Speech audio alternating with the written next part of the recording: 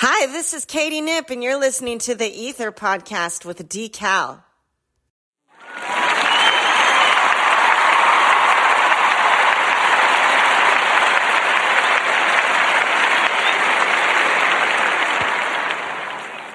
What up, testing. 1, 2, 1, 2. Are we on? Looks like we are. Hey, this is D.Cal, host of the E.I.T.H.R podcast. How you guys doing? Here we go, a show to slowly unfold some views that's in the news that make us uncomfortable. You never heard this podcast is broadcast in contrast, a popular opinion. Stop that, assuming that you knew every view that's brewing, so keep it moving. If you got any sense, then you're welcome to put two so in. Listen in, relax, chill, take a breather, and let D.Cal put y'all onto the ether.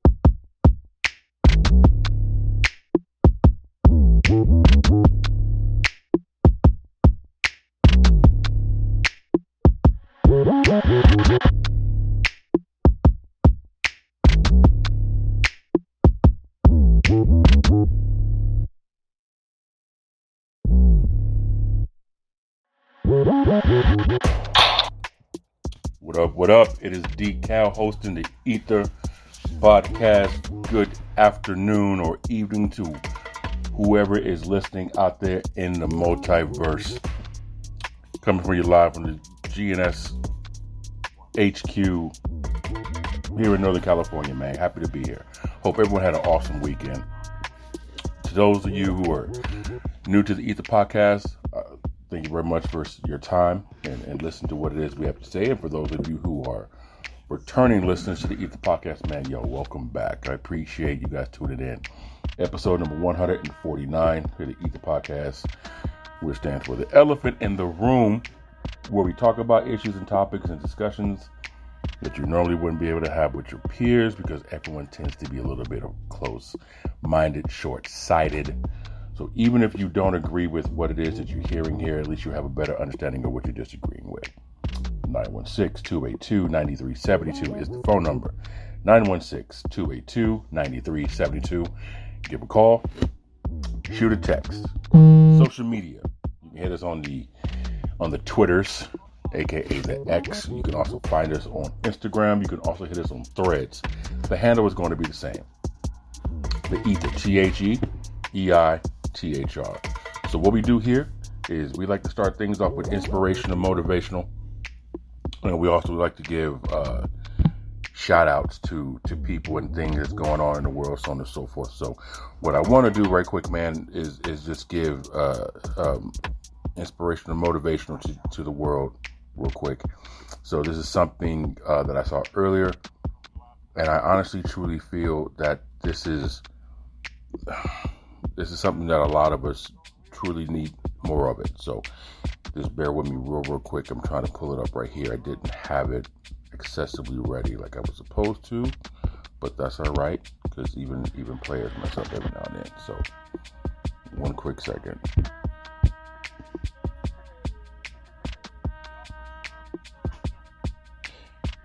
Failure is not the opposite of success. It's part of success. Right? A lot of people don't try new things. They don't like doing things that's out of the pocket, out of the norm, because they're afraid of failing. They're afraid of falling short. They're afraid of not accomplishing, because we've been trained, we've been taught, we've been raised to believe that you don't make any mistakes, so you want to try to make as bare minimal mistakes as possible, which to a degree is true, but mistakes is how you learn. So don't be afraid to get out of your comfort zone because you're afraid of fucking up. That's how you learn. And quite frankly, the pressure of not failing can cripple you from failing your way to success. So you want to do your best to not on purpose, but just know that comes along with the territory is making mistakes. All right. So that's why I want to give you guys some inspiration and motivation on that. Shout out real quick. I want to give a shout out to Flavor Flav, man. Uncle Flav. If you guys don't know about the Omega hype man in hip hop and what he has done for the Olympics, you definitely need to go ahead and check that out. I want to give him some flowers, man. Flav's been doing it for a hot minute, and I'm proud of what he has done, what he has achieved, and what he's doing. So we're going to get right into this episode of the E.I.T.H.R podcast right after this sponsor. Give me one quick second. Be right back. Most t-shirts are simply cool to look at and or look in. Well, so are ours. But ours also aim to send a message. They aim to put a name on obstacles that once stood in your way and aren't there anymore. Struggles that you turned into successes and crushed. You made it look easy. Shop at mile.today. Mile.today.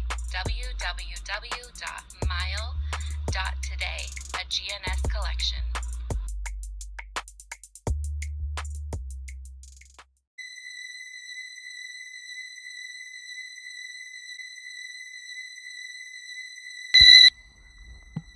You're also with the mile.today. If you go to the website, you can also see the social media links there. Go ahead and give them a follow, man. Go ahead and give a follow on Instagram, give a follow on the Twitter, give a follow.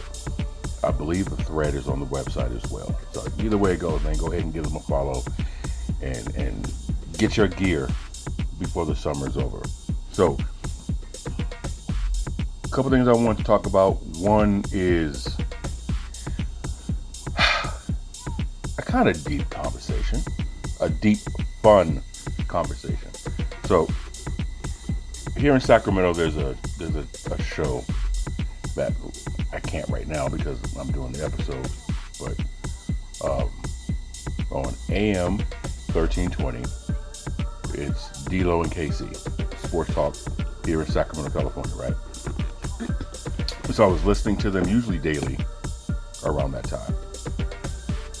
And I don't always agree with some of the things they talk about, which is fine, no big deal. But I do listen to what they say because I like to be informed, especially if it's things that I don't necessarily agree with. Now, first of all, I am a Warriors fan, and I'm here in Sacramento Kings territory. In the past couple of seasons, the Kings have been on the ascending side of the court. Before that, it was primarily Laker, and you get some bandwagon Warrior fans sprinkled every now and then. But now the Kings are on the rise. So they had a conversation, and this was actually pretty dope. The conversation that they were having in their segment, I believe it was KC who asked this question, and I don't know exactly where he got the question from. But nonetheless, go ahead and pretend that you are a athlete. I guess you don't necessarily need to be an athlete for this situation, but hypothetically speaking, let's just say you're an athlete. And someone comes to you and says, okay, this is guaranteed. You don't have to worry about it. You have to go through it. You have to endure it. You have to put up with it. But at the end of your career, this is going to happen. You just need to choose which one. You have to put the work in. And this is me kind of setting it up. This is not what they said. This is just me setting it up. You have to put the work in. You have to make the achievements. You have to do all the things to get to that point. But the question he asked was, if you had a choice, which would you rather have? Winning a championship or being inducted into the Hall of Fame?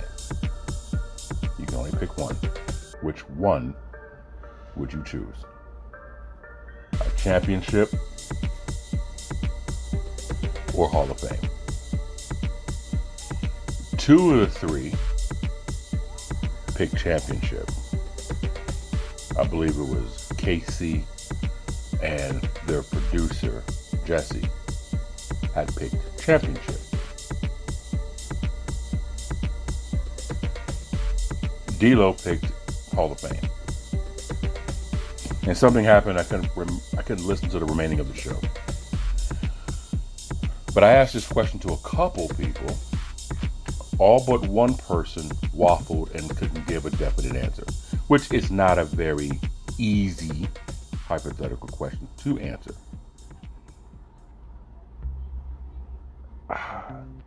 But most people would, it sounded as if they were leaning towards championship. Because no matter what happens, you always have that ring. And one of the talking points or arguing points that I believe it was D-Lo who had was the decision that you make ultimately gives a perspective in your personality, right? The championship is more of a camaraderie for your teammates and other people involved so they can share in the glory of the success and the achievements of winning the title. The Hall of Fame is more of a, lack of a better term, selfish. I did this. I made this happen. I achieved this. I'm going in.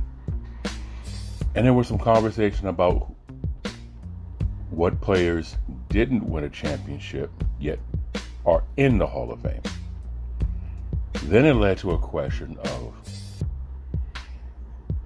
players who won championships but are not in the Hall of Fame. Would they be willing to exchange their championship or a championship ring, title, accolade, achievement to be inducted into the Hall of Fame? Right? So putting some thought into that, like I said, it does say a lot about a person's personality and how they see themselves and how they see others, to a degree. Now, everyone's not going to be the same and everyone's not going to agree, but the answer that I would give something like that, again, this is a fun conversation to have with somebody, it's a whole rabbit hole of topics you can come up with. Me, I want the Hall of Fame. Here's why I want the Hall of Fame. It's not so much to be immortalized in this museum with a bust and all your achievements in this casing that has its own spotlight to spotlight you amongst your brethren in arms in the sport. They can never take that from you, right? Championships, we've seen people lose championships, right? They've been revoked. They've been forfeited, at least in college, right? To me, the ninth player on the bench gets a ring. You don't even have had to have played to get a ring. So it's a nice piece of jewelry. Most, again, not all, most players who have championships, those rings are sold. It's always made me wonder, how important is this shit if at a certain point in your life you have to pawn it or you have to auction it, you have to sell it, you have to get rid of it. It doesn't really have the same achievement to it, at least from what I have seen with people. Now that's just me. The Hall of Fame, you are brought out every single year to this ceremony, and you get to meet the new inductees who are now in your fraternity, in your sorority of immortality in said sport that you have achieved. That's a brother or sisterhood that will last forever. Championships, listen, y'all can be teammates and split, go to rival teams. Those relationships can alter, possibly. Yes, you put in the work. Yes, you put in the time. Yes, you put in the blood, sweat, and tears to achieve that championship at that time, 100%. But it's something about this ceremony every single year in that yellow jacket. It's one of those, you only get inducted once and it lasts forever. Championships you have to maintain, or your ability and skill set can get questioned. Oh, well, they won a championship with the last two, but can they make it number 3? And if you go on a 2, 3, 4 season drought, then your ability gets questioned. I'm sure, and all of it is just for conversation. I'm sure it is. But then it gets brought into question. Does he still have it? Does he still have the ability? Has he lost a step? Then there's a whole new wave of people coming after you, behind you, to replace you. Hall of Fame, you can't get replaced. There is no, you have to maintain something to stay in the Hall of Fame. Your ass is in there. But primarily for me, if anyone who knows who I am, I would use that, lack of a better term, I would use that authority of being a Hall of Famer to help other people achieve said goal in that sport, right? So, using football, for example, I was never good enough to go pro, which I'm kind of glad I'm not. Understanding what I understand now about the politics and behind the scenes shit that the average person doesn't hear or see about what happens in the Sunday League, I'm glad I was never good enough to go there. But in this hypothetical situation, let's just say I was in the NFL for 13 seasons, played linebacker, 13 seasons. My Pro Bowl selections, my first team defensive position, all these accomplishments, led the team, franchise record, NFL records, tackles, passes deflected, tackles for losses, interceptions, forced fumbles, fumble recoveries, all that fun stuff, right? As a Hall of Famer, when you speak, more people listen. And I lean towards, when you are a champion, we're in this world of, shout out to Janet Jackson, what have you done for me lately? Right? You won a championship. It's 3 years later. Because we are in the world that we are in, motherfuckers will look at you like, bro, you ain't won a championship in 3 years. I don't want to hear shit from you. But if you're a Hall of Famer,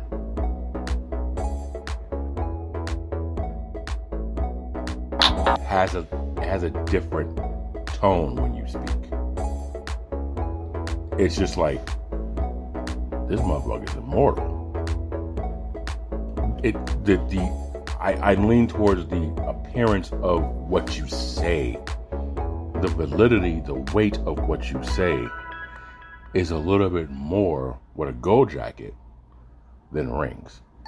Now, multiple rings, that adds a little bit more counterweight to the yellow jacket, in my opinion. So if you have someone like Tim Duncan. Timmy has, 4 championships? If you take someone who like Tim Duncan, and he's talking to you, it's a little bit different. Because you know who he is, you know who he was, you've seen him play, you've seen the highlights. Everyone around the NBA revered him during his career. I remember him at Wake Forest. When he speaks, it's different. You hear those things because it's Tim Duncan. Plus, he has a yellow jacket, so it's a little bit different. I know I was an NBA player, and my previous example was NFL, but it still was the same. I don't like dudes from a football perspective, but if Tom Brady was to tell you something about quarterbacking, you're going to listen. Multiple rings. So he's won at different times in the league. So, that's kind of cool. So, what do you guys think? What's your take on that? Would you rather have a championship, or would you rather have Hall of Fame induction? How many championships would it take for you to say, I'd rather have X amount of championships more than being inducted into the Hall of Fame? Or would you say, I would give up my championship to become a Hall of Famer? Or would you give up your yellow jacket to get a championship? Because there's some great players out there, man, who did not win championships that are Hall of Famers. One, Charles Barkley, the first person to part from mine, Charles Barkley. Another, Allen Iverson. NFL, Dan Marino. Right? Dan Marino. The first person to pop in my head that has championships and the yellow jacket, Deion Sanders. It just sounds different. Michael Irvin. It just sounds different. Right? So, tell me what you guys think about that. One last thing I want to talk about. I put this on social media again at the E.I.T.H.R, T-H-E-E-I-T-H-R on Twitter, Twitter, Instagram, also on Threads. I fucking hate it here. Total 180, right? I'll just read I'll just read this. You guys ready for this? Ready for this bullshit? First ever vampire virus in the U.S. continues to be closely studied. What the hell?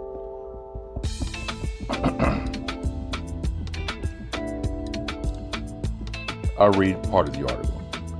Scientists continue to study one of the most crucial health discoveries, calling it the vampire virus. This is because it attaches itself to other viruses and essentially makes copies of itself before releasing those viruses, according to the Scientific American website. Ew.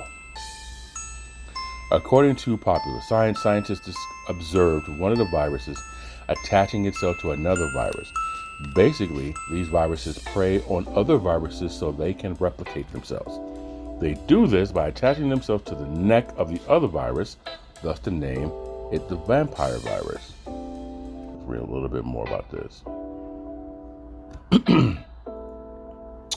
Basically, one virus is sucking on another, creating a replicate. Just to get technical for a quick moment, the viruses that do this are groups that infect bacteria called bacteriophages. I'm sure I chopped up that name. I'm sure I ruined it, but you kind of get the idea. The vampire virus was discovered by scientists in the University of Maryland, and one of the scientists, I'm not even going to pronounce that name because I don't want to be disrespectful, says it took a very specific microscope to discover viruses latching onto each other like this. This is on the loudwire.com website. On the Instagram post, I included the link, but for whatever reason that link may or may not work. So in the comment section, I put this loudwire.com/vampire-virus-united-states-studied/. So that way you have the proper URL. So what does this mean for us?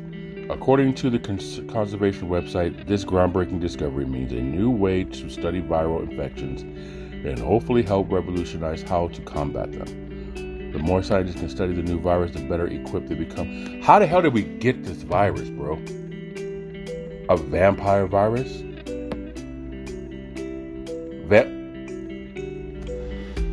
So, there's viruses attaching themselves to other viruses, sucking those viruses clean to duplicate itself. Oh. I mean, listen, I'm all for them learning how to study these viruses.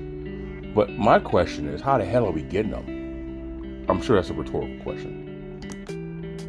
I'm confident that's a rhetorical question. I think we all know how we're getting them. I think we all understand who is getting them to us, and I understand why we're getting it. Doesn't necessarily mean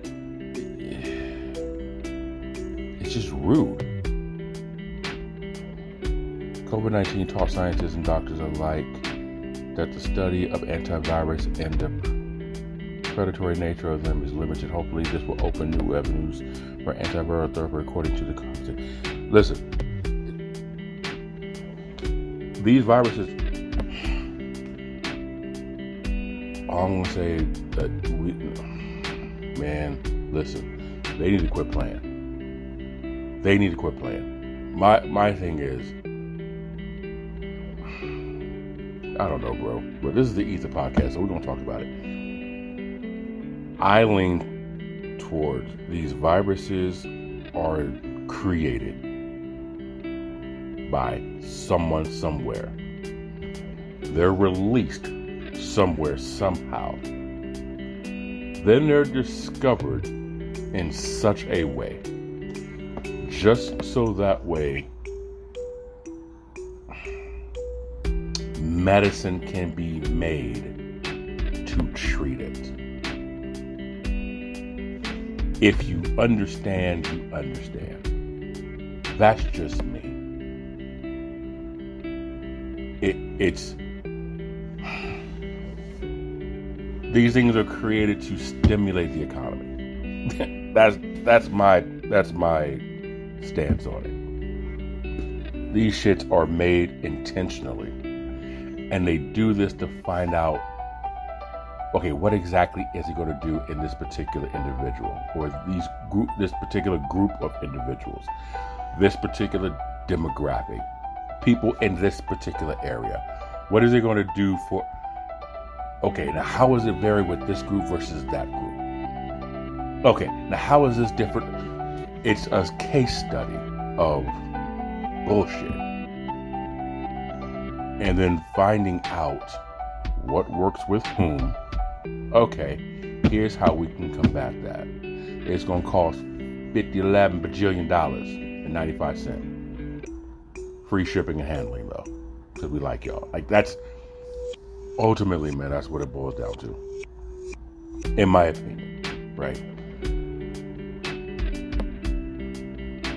When I saw this video not too long ago, I want to say like back in 1998, where Bill Gates was walking someplace and he got hit 3 different times with like pies to the face. And the caption was like, this is the moment he decided the world needs to be depopularized. Or something of that nature. This is when he decided depopulation was the answer, or something was the caption, was at that moment. We're heavily condensed in certain areas of this country, talking about America. There's a lot of land in the Midwest and southern areas. They're just not, I guess you can say, appealing for people.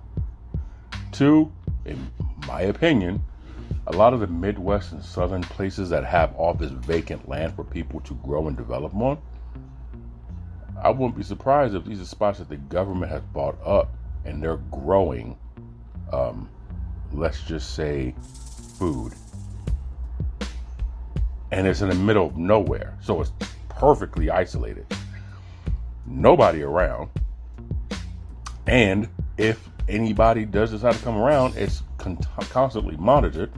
So we can go ahead and keep an eye on these, whoever is getting too close to figure out.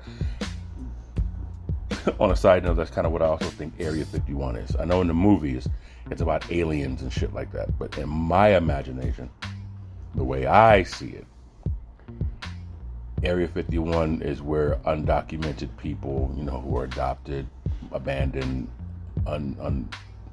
unaccepted people are going to have experiments on so they can learn how the human body reacts and responds to certain things. That's just me. So if it was aliens, I don't see why they wouldn't share that already. Oh, wait. They have shared some information about aliens and UFOs. Okay. But, the only thing I can think about when it comes to shit like that with Area 51 is why they're so gung-ho tight on making sure that we don't know anything about it, no one goes anywhere near it, and nobody comes from it, is because they're probably doing some shit they don't want us knowing they're doing. One main thing is probably human experiment. That's just me. That's just me. I'm not much of a conspiracy theorist, but where the hell are these viruses coming from?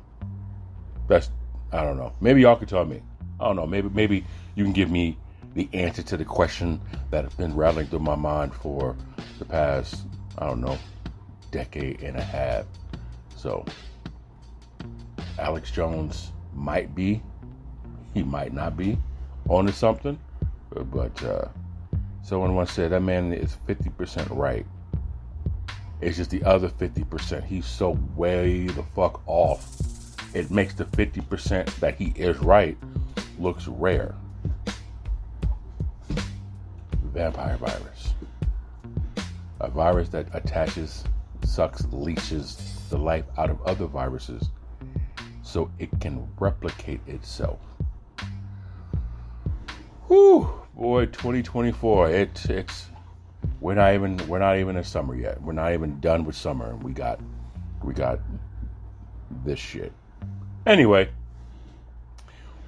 tell me what you guys think about the vampire virus, and tell me what you think about if you would have a championship, or would you rather have a Hall of Fame induction. Good talk. Like I said, man, big ups to Flavor Flav and everything he's done with the Olympics. Yeah, that's going to be another topic about the Olympics, because I think the Olympics is some bullshit with Sha'Carri. We're going to talk about that next time. Got my word. It's your boy D.Cal, the E.I.T.H.R podcast here at the GNS HQ here in Northern California. Make sure to follow us on social media, man, on Instagram, on Twitter, on Threads, at the E.I.T.H.R, T-H-E, E-I-T-H-R. Till next time, episode 150 is up next. Your boy D-Cal, man. Appreciate you guys. And we'll talk to you soon. Stay blessed.